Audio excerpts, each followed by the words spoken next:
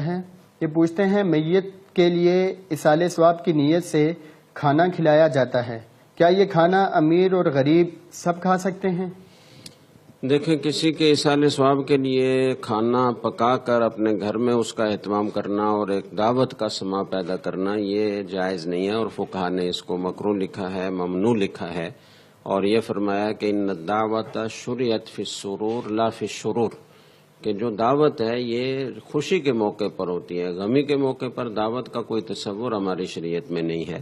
اور پھر یہ کہ اس طرح کے مواقع پر جو دعوت کی جاتی ہے یہ در حقیقت رسم جاہلیت ہے اور ہندوؤں کا طریقہ ہے، مسلمانوں کا طریقہ نہیں ہے کہ کسی کے مرنے پر دعوت کی جائے اور لوگوں کو کھانے کھلائے جائیں۔ اور تیسری بات یہ ہے کہ وہ بعض اوقات میت ہی کے مال سے دعوت کی جاتی ہے، اور بعض اوقات میت کے ورثہ میں نابالغ بچے بھی ہوتے ہیں، اور ان کو ان کا حصہ دیے بغیر مشترک مال سے یہ دعوت کی جاتی ہے، جو بالکل جائز نہیں ہے۔ نابالغ کا حصہ بالکل محفوظ رکھنا ضروری ہے، اور اس کا پیسہ کسی صدقہ اور خیرات میں خرچ کرنا بھی جائز نہیں ہے، جبکہ یہ تو صدقہ اور خیرات کی صورت بھی نہیں ہے، تو دعوت کی صورت ہے۔ فقراء اور مساکین کو دینا، صدقہ کرنا یہ بلا شبہ جائز ہے، ایصال ثواب کے لیے اس کی اہمیت ہے، لیکن وہ نقدی کی صورت میں فقراء کو دے دیا جائے، اور تاکہ وہ اس کو اپنی ہر قسم کی ضرورت میں استعمال کر سکیں، جو زیادہ اہم ضرورت ہوگی وہ اس میں استعمال کریں گے۔ چوتھی بات یہ ہے کہ صدقہ کا اخفاء یعنی اس کو مخفی رکھنا یہ شرعاً بہت پسندیدہ ہے، اور آپ نے افضل صدقہ اس کو قرار دیا کہ دایاں ہاتھ دے تو بائیں کو بھی خبر نہ ہو۔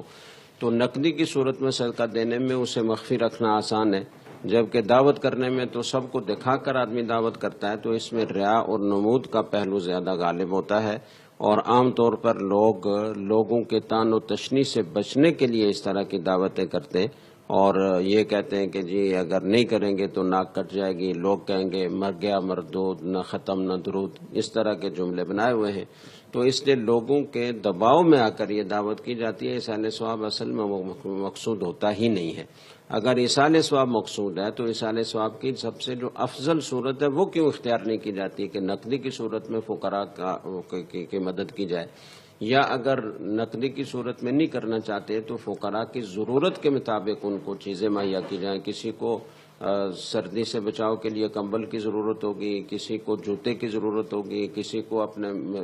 بیمار کے علاج کے لیے دوا کی ضرورت ہوگی، تو جو ضرورت ہے فقراء کی وہ پوری کی جائے، وہ نہیں کیا جاتا، اور بریانی ہی کی دعوت کرنا لازم سمجھا جاتا ہے، حالانکہ وہ فقیر کے لیے ہو سکتا ہے کہ کھانے کی گنجائش ہی نہ ہو، وہ اس کے لیے مضر ہو، وہ بیمار ہو، اس کو تکلیف ہوتی ہے اس سے۔ تو اس لیے جو اصرار ہے کہ دعوت کر کے ہی ہمیں ایصال ثواب کرنا ہے، یہ اس بات کی دلیل ہے کہ اصل میں ایصال ثواب مقصود نہیں ہے، بلکہ ایک رسم پورا کرنا مقصود ہے، لوگوں کے طعن و تشنیع سے بچنے کے لیے دباؤ میں آ کر کیا جاتا ہے، تو اس لیے اس سے بچنا لازم ہے۔